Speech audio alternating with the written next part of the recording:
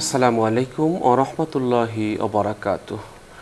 সুপ্রিয় দর্শক শ্রোতা, এই মুহূর্তে যারা দেশে আছেন যারা প্রবাসী, বিশ্বের যে যেখান থেকে আপনাদের প্রিয় অনুষ্ঠান আলোকিত প্রতিদিন দেখছেন শুনছেন, সকলকে অনেক অনেক শুভেচ্ছা। শুরু করছি আজকের অনুষ্ঠান। আজ অতিথি হিসেবে আমাদের সাথে আছেন জাতীয় মসজিদ বাইতুল মোকাররমের সম্মানিত সিনিয়র পেশ ইমাম, বিশিষ্ট ইসলামী চিন্তাবিদ হাফেজ মাওলানা মুফতি মহিবুল্লাহিল বাকি। আসসালামু আলাইকুম ওয়া রাহমাতুল্লাহি ওয়া বারাকাতুহু। ওয়ালাইকুম আসসালাম ওয়া রাহমাতুল্লাহি ওয়া বারাকাতুহু। মোহতারাম, কেমন আছেন আপনি? জি আলহামদুলিল্লাহ ভালো আছি, আল্লাহর রহমতে, আপনার দোয়ার বরকতে আলহামদুলিল্লাহ। দর্শক, আজ আমরা যে বিষয়টি নিয়ে আলোচনা করব সেটি হচ্ছে বিশ্বব্যাপী আখলাকি সংকট। এই বিষয়টি নিয়ে চমৎকার একটি বিষয়। আসলে রাসূল সাল্লাল্লাহু আলাইহি ওয়াসাল্লাম সারা পৃথিবীর মানুষকে এক করেছিলেন। একজনকে কেন্দ্র করে সারা পৃথিবী এক হয়েছিল। তিনি দরিয়ার বুক চিরে তিনি শান্তি এনেছিলেন। তিনি হাবিয়ার অনল নিবায়ে শান্তি এনেছিলেন।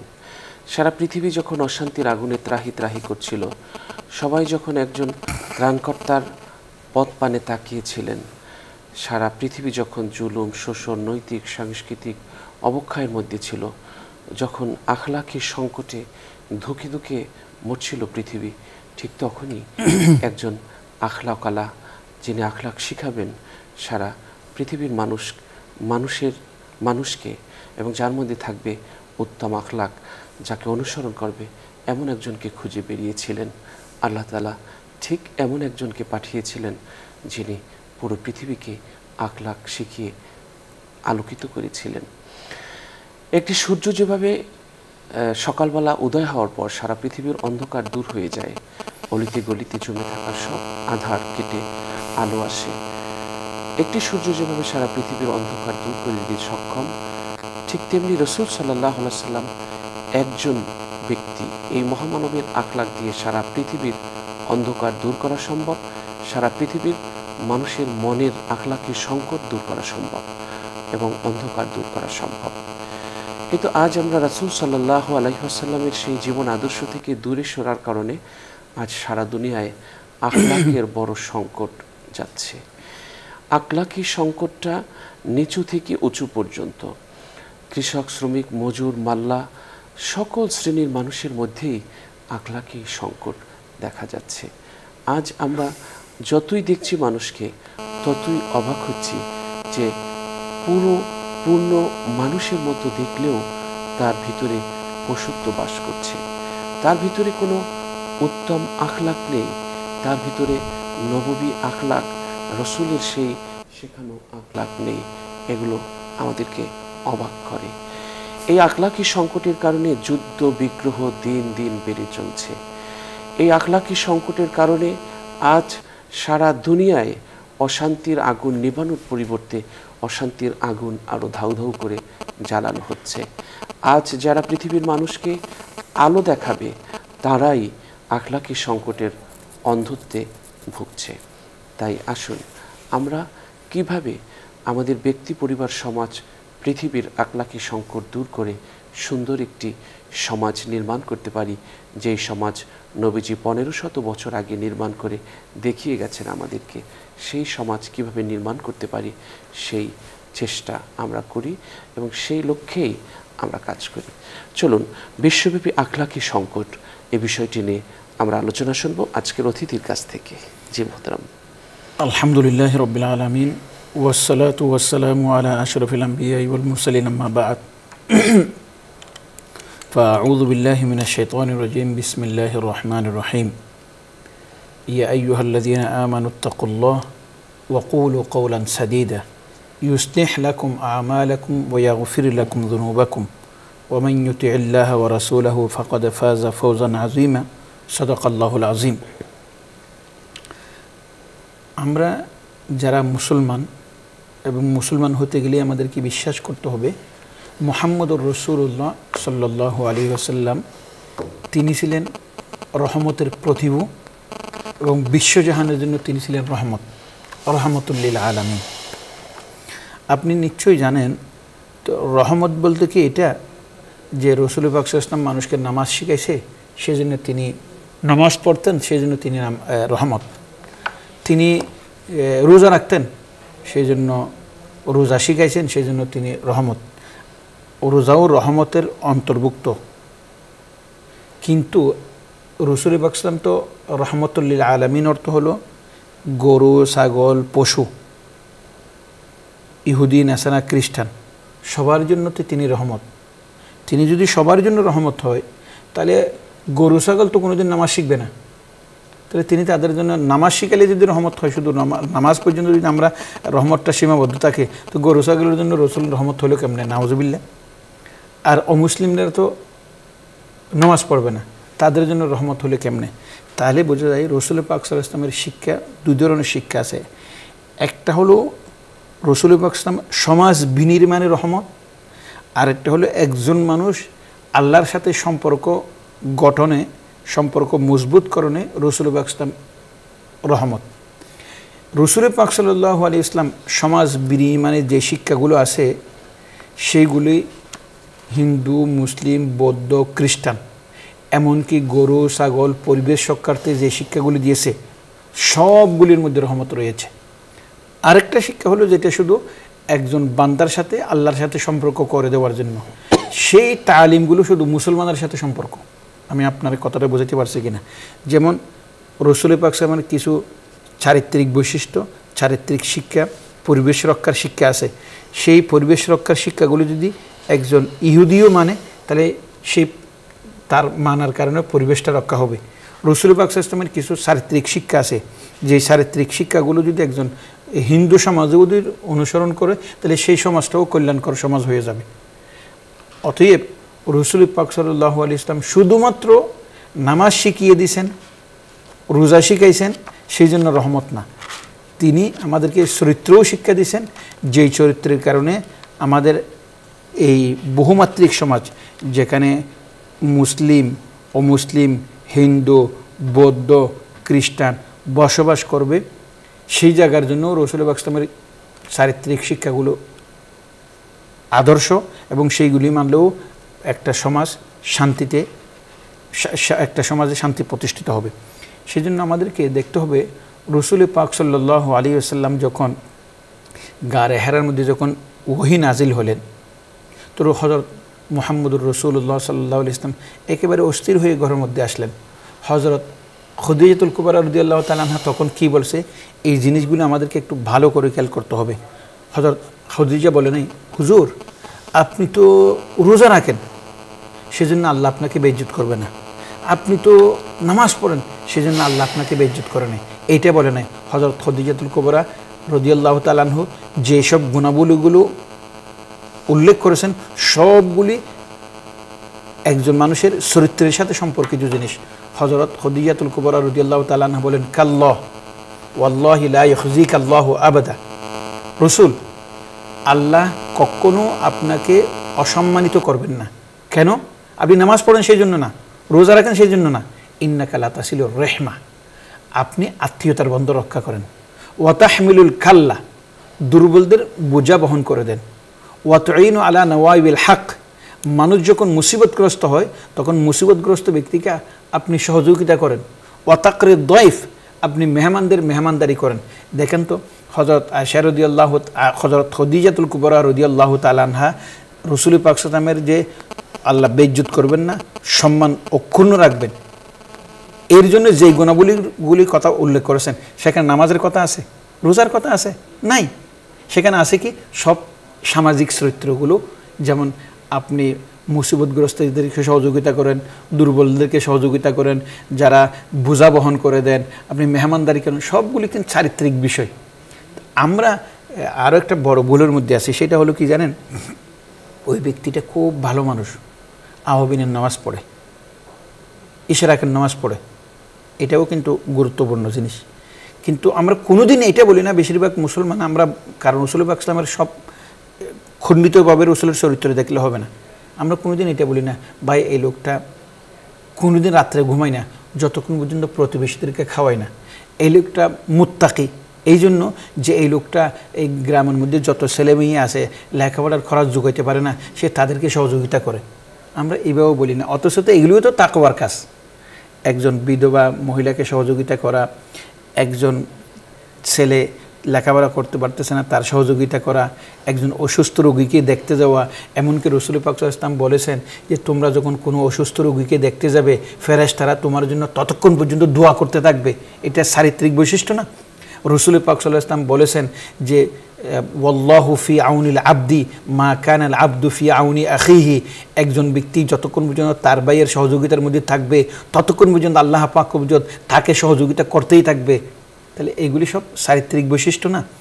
আমরা বর্তমানে ইসলামকে শুধু কিছু ইবাদত মধ্যে সীমাবদ্ধ করে ফেলেছি, আমরা চারিত্রিক বৈশিষ্ট্যগুলো হারিয়ে ফেলেছি, যার কারণে আপনি হয়তো নাজাত পাবেন আল্লাহর কাছে, কিন্তু সমাজটা সুন্দর হচ্ছে না। আমাদেরকে দেখে অন্য কোনো অমুসলিম যারা আছে তারা ইসলামের দিকে আসতেছে না, যেহেতু আমাদের চারিত্রিক বিপর্যয় হয়ে গেছে আমাদের মধ্যে।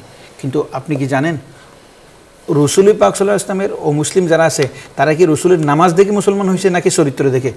নামাজ তো রাসূলের জন্য খুব গুরুত্বপূর্ণ জিনিস, কিন্তু রাসূলের নামাজ দেখে কেউ কি মুসলমান হয়েছে নাকি? নাকি রাসূলের দান সদকা দেখে মুসলমান হয়েছে, রাসূলের উদারতা দেখে মুসলমান হয়েছে? এমনকি আপনি জানেন বদরের যুদ্ধে রাসূলকে যারা হত্যা করার জন্য এসেছিলেন তারা যখন বন্দী হয়ে গেলেন, রাসূল পাক সাল্লাল্লাহু তাদেরকে বন্দী অবস্থায় যখন মদিনা শরীফ নিয়ে আসতেছে, তো রাসূল পাক সাল্লাল্লাহু আলাইহি ওয়াসাল্লাম তখন সাহাবীদেরকে বললেন, আমরা তো যুদ্ধের মধ্যে যারা মারা গেছে, যুদ্ধের বাইরে যারা বন্দী হয়েছে এদের ব্যাপারে আল্লাহর পক্ষ থেকে সিদ্ধান্ত আসার আগ মুহূর্ত পর্যন্ত এইগুলি হলো আমাদের মেহমান। তখন সাহাবায়ে কেরাম রাদিয়াল্লাহু তাআলা আনহুম এই বন্দীদেরকে নিজের উটের মধ্যে সওয়ার করে মদিনার দিকে নিয়ে যাচ্ছে, আর সাহাবায়ে কেরাম রাদিয়াল্লাহু তাআলা আনহুম নিজে হাঁটতেছে, কারণ রাসূল বলেছেন এগুলি মেহমান। এবং সাহাবায়ে কেরাম রাদিয়াল্লাহু তাআলা আনহুম নিজে খাওয়ার জন্য কিছু নেই, যা আছে তা এই বন্দীদেরকে দিয়ে দিচ্ছে।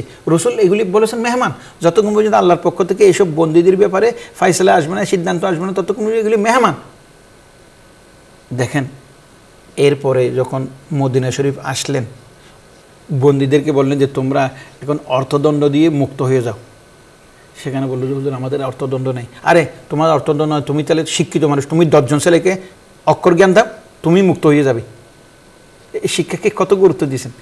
এবং এরপরে যারা বন্দী ছিল, রাসূলের যে শিক্ষার জন্য আমরা রাসূলকে মারতে আসছি, হত্যা করার জন্য আসছি, উনি বললেন যে তোমাদেরকে মাফ করে দেবো, তোমাদেরকে অর্থদণ্ড দিতে হবে না, তোমরা 10 জন ছেলেকে শিক্ষা দিয়ে দিলে হবে। তাহলে রাসূলের কাছে শিক্ষার কত গুরুত্ব বেশি। এবং তারা মদিনা শরীফ আনার সময় তারা আমাদেরকে উটের মধ্যে সওয়ার করাইছে, যেহেতু আল্লাহর পক্ষ থেকে আমাদের শাস্তির বিধান আসে নাই। কত উদার ব্যক্তি বেশি। এরপরে সবগুলো আস্তে আস্তে মুসলমান হয়ে গেলেন। আপনি বলেন তারা কি রাসূলের নামাজ দেখে মুসলমান হয়েছে, রাসূলের রোজা দেখে মুসলমান হয়েছে? বেশিরভাগ চারিত্রিক মাধুর্যতাগুলি দেখেই তো মুসলমান হয়েছে। বর্তমানে আমরা আরেকটা কথা খেয়াল করবেন ভালো করে, সারা বিশ্বের মধ্যে যতক্ষণ পর্যন্ত মুসলমান ঠিক থাকবে অন্য জাতিগুলিও তখন শান্তিতে থাকবে। মুসলমানের মধ্যে যখন নাকি চারিত্রিক বিপর্যয় এসে যাবে, মুসলমানের কারণে অন্য জাতির মধ্যেও চারিত্রিক বিপর্যয় এসে যাবে। কারণ আমরা হলাম মুসলমান জাতি, হলো রাসূল পাক ইসলাম হলো উম্মতের শিক্ষক, জাতির শিক্ষক। তাহলে জাতির প্রতিনিধিত্ব করতেছে কারা? মুসলমানরা। এখন আমরা যদি বলি আরে ভাই ওদের মধ্যে চরিত্রহীনতা এসে গেছে, ওইটা এসে গেছে, আরে এটা তো আমাদের থেকেই শিখবে, মুসলমান থেকেই তো তারা শিখবে। তো মুসলমানের মধ্যে যেহেতু নাই, তারা শিখবে কোত্থেকে? সমুদ্রের মধ্যে পানি নেই, নদীর মধ্যে থাকবে কোত্থেকে?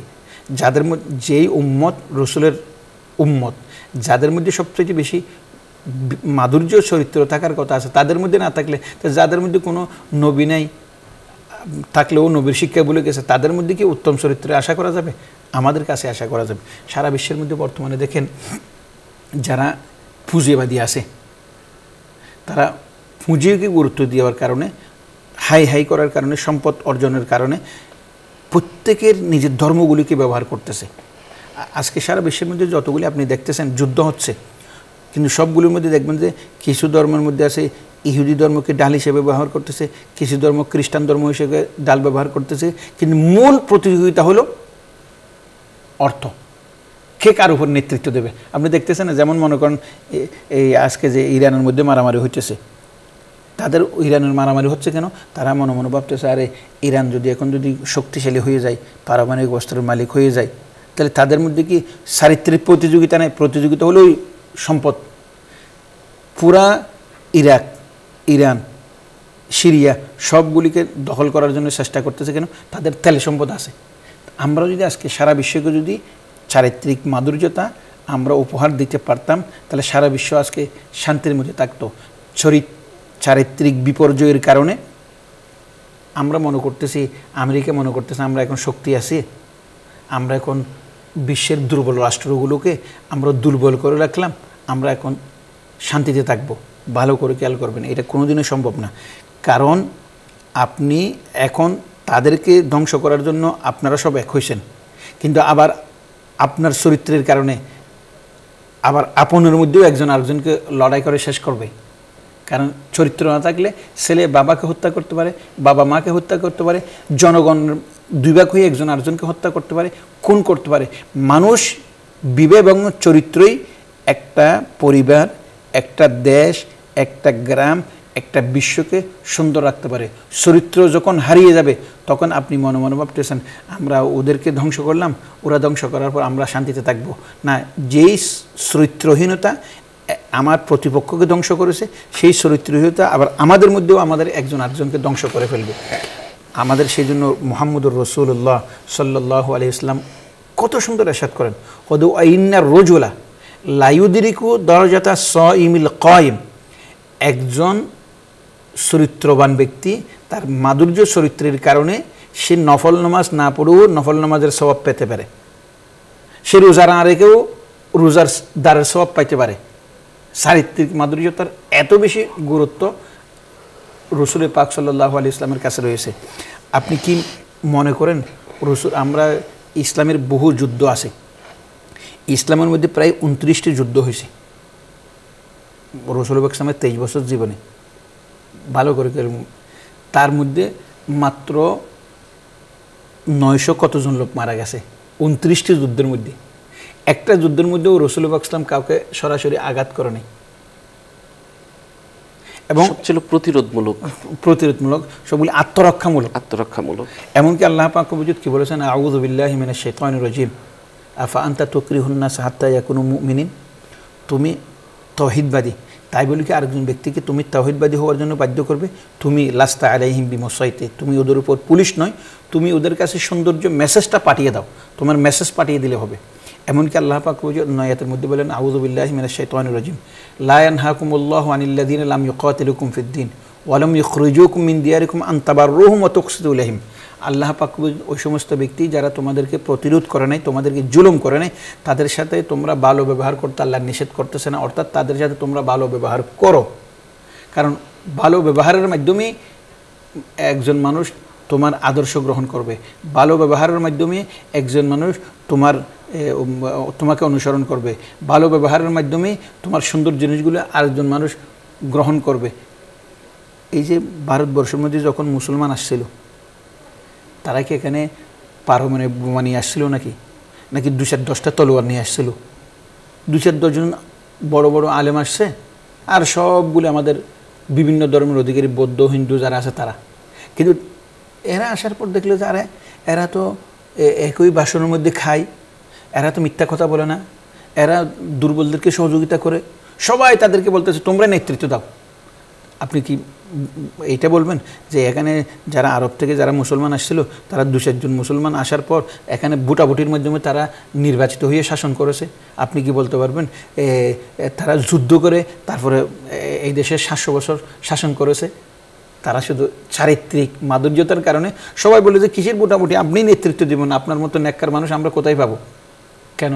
তাহলে যুদ্ধ করে তো তারা ক্ষমতা নেয় নাই, এবং তারা তো মানে ভোট দিয়েও ক্ষমতা নেয় নাই, কিন্তু তাদের চারিত্রিক মাধুর্যতার কারণে সবাই মিলে তাদেরকে ক্ষমতায় জোর করে বসাইছে 700 বছর পর্যন্ত। জি মোহতারাম, আসলে আমাদের যে সমস্যাটা সেটা হলো আমরা দিনকে পালন করি এখন সারা ওয়ার্ল্ডে, যারা আসলে অনেকে বোঝা মনে করে পালন করি, সেজন্য এটা একটা আনুষ্ঠানিকতার মতো হয়, কিন্তু তার মধ্যে আখলাকের যে শিক্ষাটা সেই শিক্ষাগুলো আমি বলি আপনি নিতে পারি না।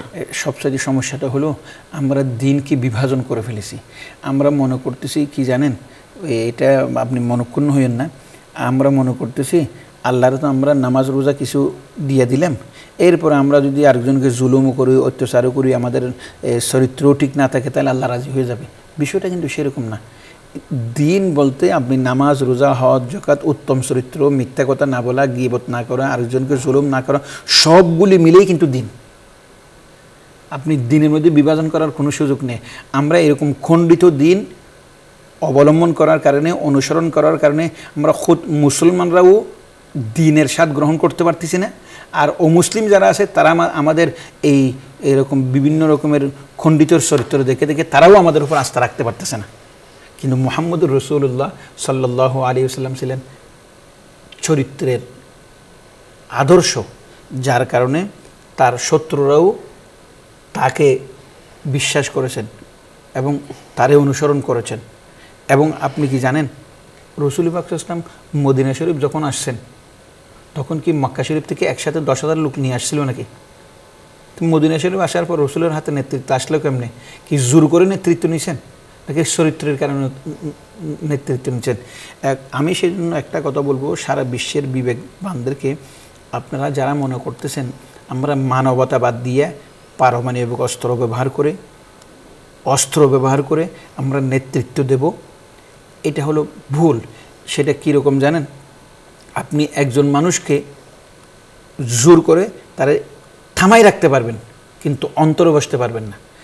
আপনি অন্তরে বসতে পারবেন চারিত্রিক মাধুর্যতা দিয়ে, এবং আপনি অন্তরে যখন বসে যাবেন তখন সে আপনাকে মনে প্রাণে ভালোবাসবে।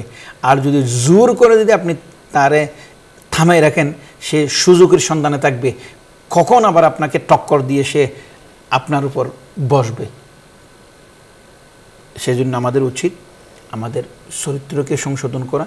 এবং আরেকটা কথা বলি আপনাকে, বর্তমানে চারিত্রিক বিপর্যয়ের দুইটা কারণ আছে। একটা কারণ হলো এই সারা ইউরোপ কান্ট্রিগুলো এখন পারিবারিক অবকাঠামো না থাকার কারণে, যেই ছেলেটা ছোটোকাল থেকে সত্য বলা শিখবে, যেই ছেলেটা বড়দেরকে সম্মান করা শিখবে, যেই ছেলেটা দুর্বলকে সহযোগিতা করা শিখবে, যেই ছেলেটা সহমর্মিতা শিখবে, যেই ছেলেটা আরেকজন রোগীকে দেখতে যাওয়া শিখবে, সেইগুলি তো সব পারিবারিক শিক্ষা।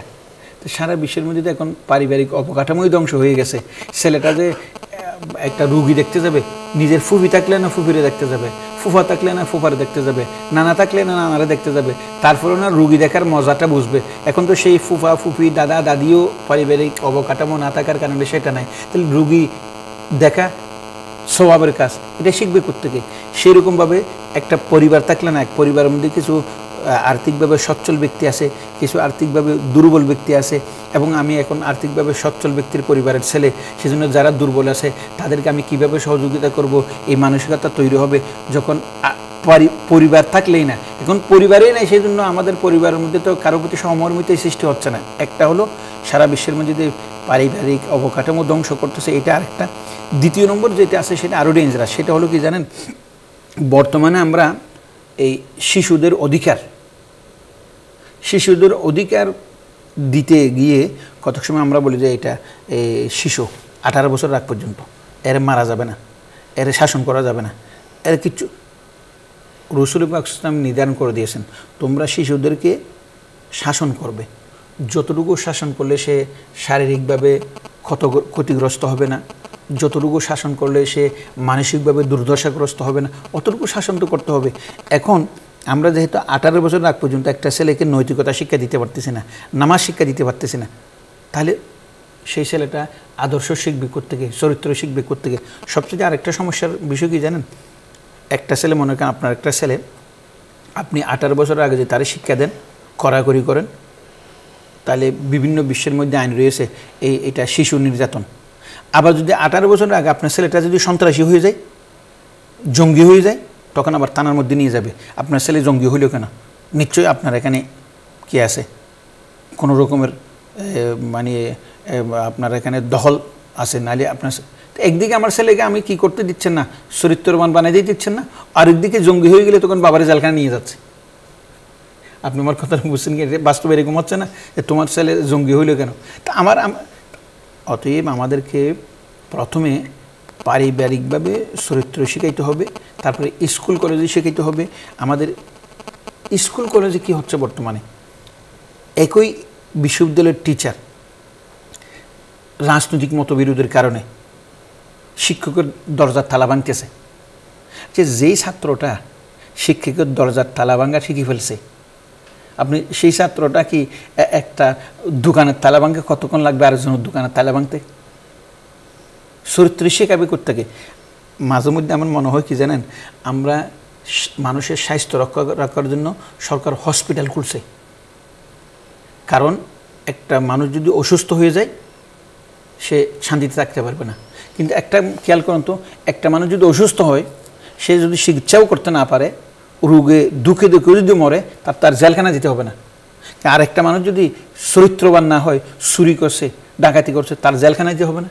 তাহলে স্বাস্থ্য রক্ষার জন্য যদি, স্বাস্থ্য ঠিক রাখার জন্য যদি হসপিটাল করা হয়, তাহলে একটা মানুষকে তো আরও চরিত্রবান বানানোর জন্য আরও প্রতিষ্ঠান বেশি খোলা উচিত। কারণ একটা ছেলে যখন চরিত্রবান হবে না, সুর হবে, ডাকাত হবে, খুনি হবে, তখন তো সে এই অসৎ চরিত্রের কারণে সে জেলখানায় চলে যাবে, তার শাস্তিও পেতে হবে না, সমাজও ভালো থাকবে। হ্যাঁ, তাহলে আমরা তাহলে যেরকম স্বাস্থ্য রক্ষার জন্য আমরা হসপিটাল খুলতেছি, সেরকম চরিত্র শিক্ষা দেওয়ার জন্য আমাদের প্রতিষ্ঠান খুলতে হবে, তার বিয়েতে প্রতিষ্ঠান খুলতে হবে। আমরা তো এখন সেইগুলি করতে পারতেছি না। মা বাবাও এখন ছেলেদেরকে শিক্ষা দিচ্ছে না, বহির্বিশ্বেও পারিবারিক অবকাঠামো না থাকার কারণে সেখানেও এই মানসিকতাগুলি আসতেছে না।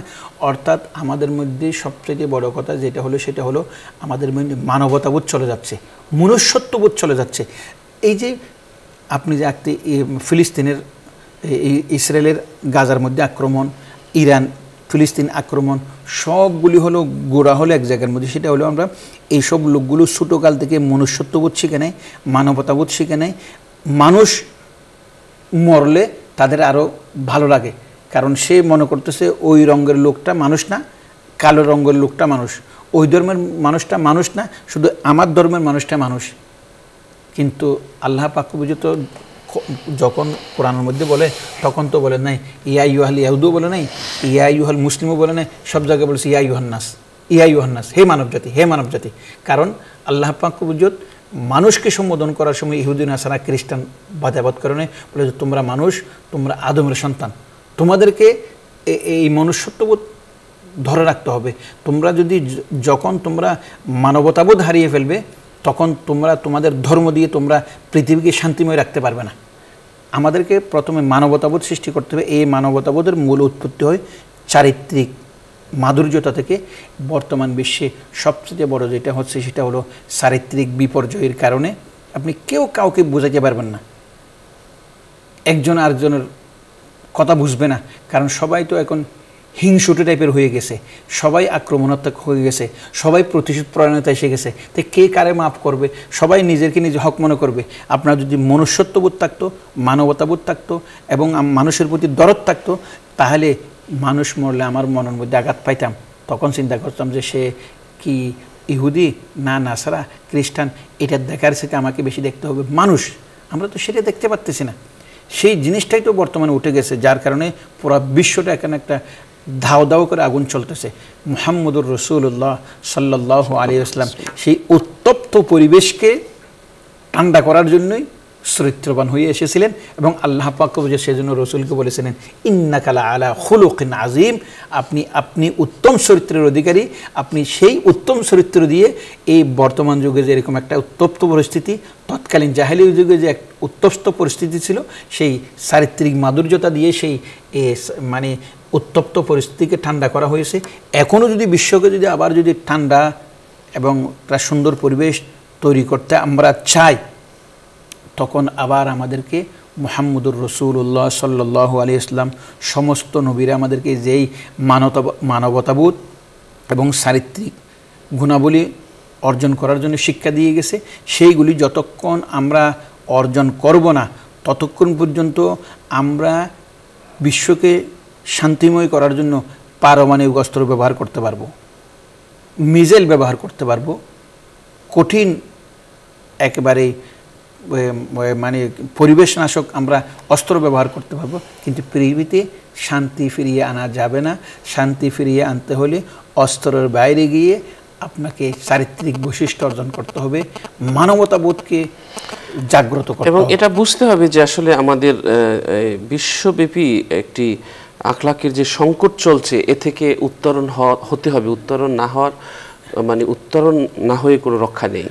রক্ষা নেই। আমরা যদি মনে করি যে আমরা শুধু ওইটা শেষ করলাম, আর ওইটা শেষ করলে কী হবে, এটা শেষ করার পর তো ভালো করে একটা জিনিস খেয়াল করেন, আমি আপনার দুশ্মন, আমি আপনাকে ক্ষতি করব, আপনার ক্ষতি করার জন্য কি আমাকে লাগবে নাকি? আপনার ভিতরে ক্যান্সারের জীবাণু হইতে পারে না?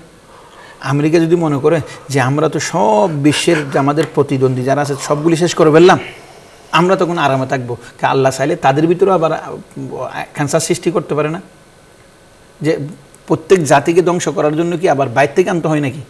যখন চারিত্রিক বিপর্যয় শুরু হবে তখন নিজের থেকেই আবার জীবাণু তৈরি হবে যারা একে অপরকে ধ্বংস করবে। তাদের এই মানে নষ্ট আখলাকই তাদের এগুলো তাদেরকে করবে। একজন মানুষকে নিজের এমন কোনো ধর্ম আছে আপনারা, আমরা ধর্ম ব্যবহার করে এখন মারামারি হচ্ছে না, হিন্দু ধর্ম, বৌদ্ধ ধর্ম, খ্রিস্ট ধর্ম, যে ধর্মের নাম দিয়ে তো মারামারি হচ্ছে, কিন্তু কোনো ধর্মের বইয়ে লিখে আছে মানুষকে আপনি অযত্ন করবেন, মানুষের প্রতি মানবতাবোধ দেখাবেন না, মানুষের প্রতি জুলুম করবেন, এটা কোনো ধর্মের মধ্যে জায়েজ আছে?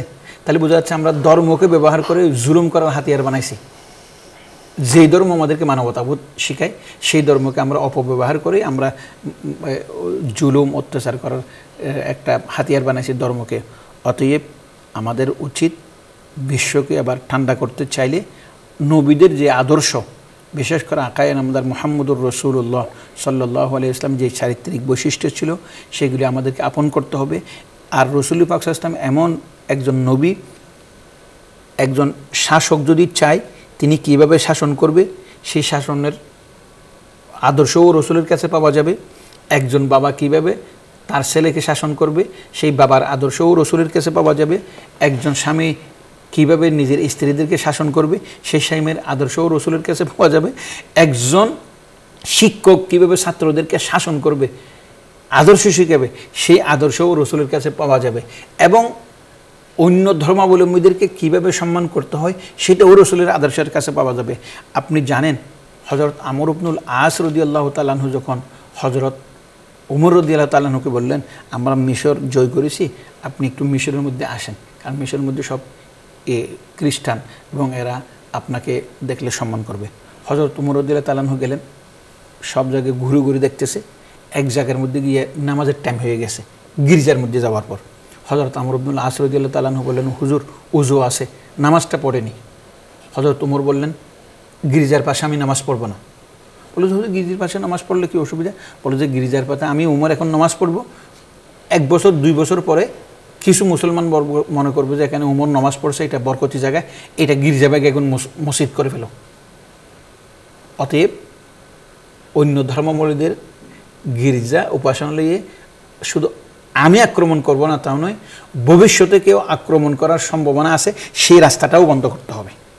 জি হযরত ওমর, জি মোহতারাম, চমৎকার বলছেন আপনি। আসলে রাসূল সাল্লাল্লাহু আলাইহি ওয়াসাল্লামের যে উত্তম আখলাক শেখানোর যে 2টা প্রফেশন সেটা কিন্তু ইন্তেকালের আগ পর্যন্ত ধরে রেখেছেন। একটা হলো ইমামতি আর একটা হলো মুআল্লিম, শিক্ষকতা।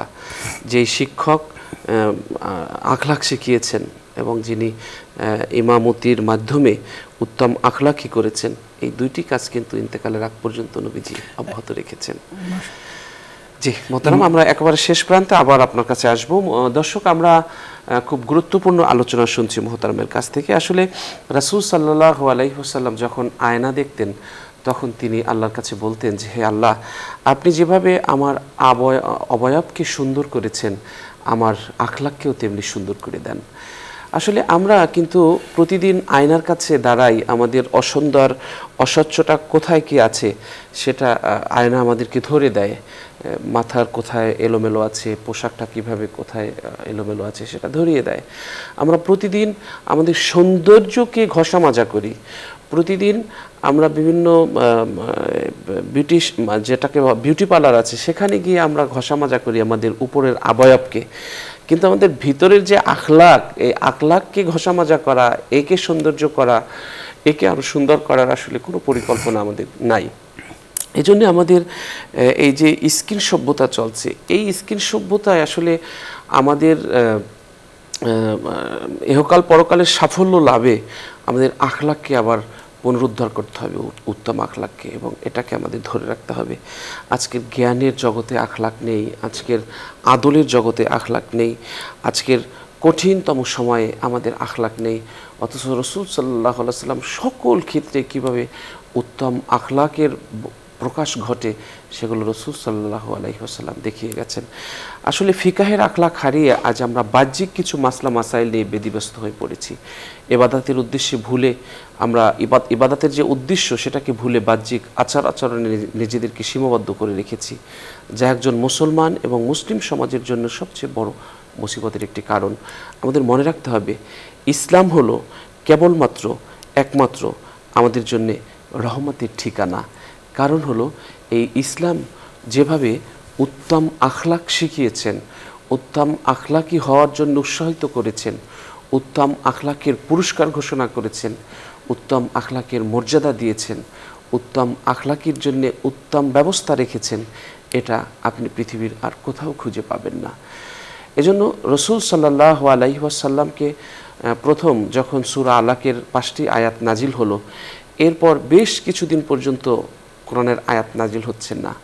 আবার দ্বিতীয়বার সূরা মুদ্দাসসিরের 7টি আয়াত নাজিল করে নবীজি বললেন যে আপনি উঠুন, দাঁড়ান, সুন্দর পরিচ্ছদ পরুন এবং আপনি নেমে যান, আপনাকে যা দেওয়া হয়েছে তা মানুষের কাছে প্রকাশ করুন, সবাইকে উত্তম মানুষের মতো মানুষ হিসেবে গড়ে তোলার জন্য এই বার্তাগুলো পৌঁছে দিন। তো এই যে মানে দ্বিতীয় মেসেজ যেটা, সেটা হলো আমাদের এই আখলাক শেখানো। আর প্রথম মেসেজ যেটা, সেটা হলো আখলাক জানা।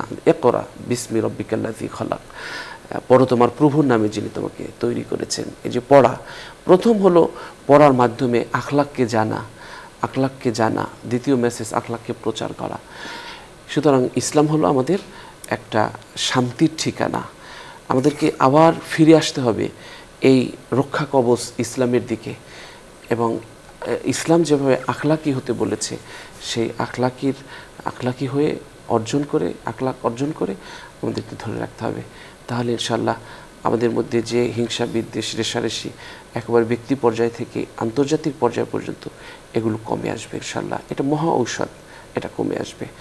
দর্শক, আমরা শেষ প্রান্তে চলে এসেছি। মোহতারামের শেষ মন্তব্য শুনবো। যে মোহতারাম, শেষ মন্তব্য হলো আপনি যে বলেছেন, রাসূল পাক বলেছেন আল্লামানি রব্বি ফা আহসানা তা'লিমি, আদ্দাবানি রব্বি ফা আহসানা তা'দিবি। আল্লাহ স্বয়ং আমাকে শিক্ষা দিয়েছেন, যার জন্য আমার শিক্ষা হলো উত্তম। আল্লাহ স্বয়ং আমাকে আদব শিখিয়েছেন, যার জন্য আমার আদব উত্তম। সেজন্য রসুলের আদবের মধ্যে কোনো রকমের মানে এফরাত তফরিত, মানে একেবারে রসুল এইরকম ছিলেন না। খুব আশ্চর্য লাগবে, বিনয়ী হইতে হইতে নিজে একেবারে ব্যক্তিত্বহীন হয়ে গেছে, সেরকমও ছিলেন না। আবার এমন ব্যক্তিত্ব দেখাইতে দেখাইতে অহংকারী হয়ে গেছেন, সেটাও ছিলেন না। দেখেন, এইরকম একটা ভারসাম্যপূর্ণ চরিত্র রসুল পাক ইসলামের প্রত্যেকটি জায়গার মধ্যে, যুদ্ধ থেকে নিয়ে সব জায়গায়। আর দ্বিতীয়, আপনি যে আরেকটি কথা বলেছেন ইমামতি, বর্তমানে আমাদের মসজিদের যে সমস্ত দায়িত্বশীল বৃন্দ আছে, অধিকাংশ তারা নিজেই বিভিন্ন রকমের অপরাধমূলক উপার্জন করে তারা মসজিদের বিভিন্ন দায়িত্ব নিয়েছে, যার কারণে তারা সৎ ইমাম, যোগ্য ইমামদেরকে স্থান দেয় না, বরং তারা তোষামোদী ইমামদেরকে স্থান দেয়, যার কারণে মসজিদ ভিত্তিক যে সমাজ পরিবর্তনের আশা করা যেত, সেটাও আমাদের এখানে দরজাটা বন্ধ হয়ে গেছে। আল্লাহ আবার সেই দরজা খুলে দিক এবং আমাদেরকে উত্তম আখলাকি বানাক। অনেক অনেক ধন্যবাদ মোহতারাম। দর্শক, আমরা অনুষ্ঠানের শেষ প্রান্তে চলে এসেছি। অনুষ্ঠানের এই পর্যায়ে রয়েছে একটি মোনাজাত। আপনারাও চাইলে আমাদের সাথে মোনাজাতে শরীক হতে পারবেন। আল্লাহুম্মা সাল্লি আলা সাইয়্যিদিনা ওয়া নাবিয়িনা ওয়া শাফিয়িনা ওয়া হাবিবিনা মাওলানা মুহাম্মদ সাল্লাল্লাহু আলাইহি ওয়া আলা আলিহি ওয়া আসহাবিহি ওয়া বারাকা ওয়া সাল্লাম। আলহামদুলিল্লাহি রাব্বিল আলামিন, والصلاة والسلام على سيد الأنبياء والمرسلين وعلى آله وأصحابه أجمعين। রব্বুল আলামিন, আপনার শাহী দরবারে গুনার বোঝা নিয়ে হাত পেতেছি। আপনি আমাদের জানা অজানা শিরক, বেদাত, শয়তানের ধোঁকায় পড়ে, নফসের তাড়নায় পড়ে যত ধরনের গুনাহ করেছি, সমস্ত গুনাহ খাতা আপনি মাফ করে দিন। রব্বুল আলামিন, আপনি আমাদের ইহকালে কল্যাণ দান করুন, পরকালে কল্যাণ দান করুন।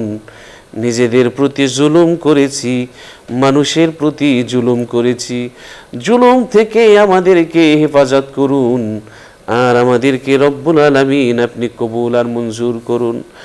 সুবহান রাব্বিকা রাব্বিল ইজ্জাতি আম্মা ইয়াসিফুন ওয়া সালামুন আলাল মুরসালিন ওয়ালহামদুলিল্লাহি রাব্বিল আলামিন। দর্শক, আজ আমরা এখানেই শেষ করছি। আল্লাহ হাফিজ। আসসালামু আলাইকুম ওয়া রাহমাতুল্লাহি ওয়া বারাকাতুহু।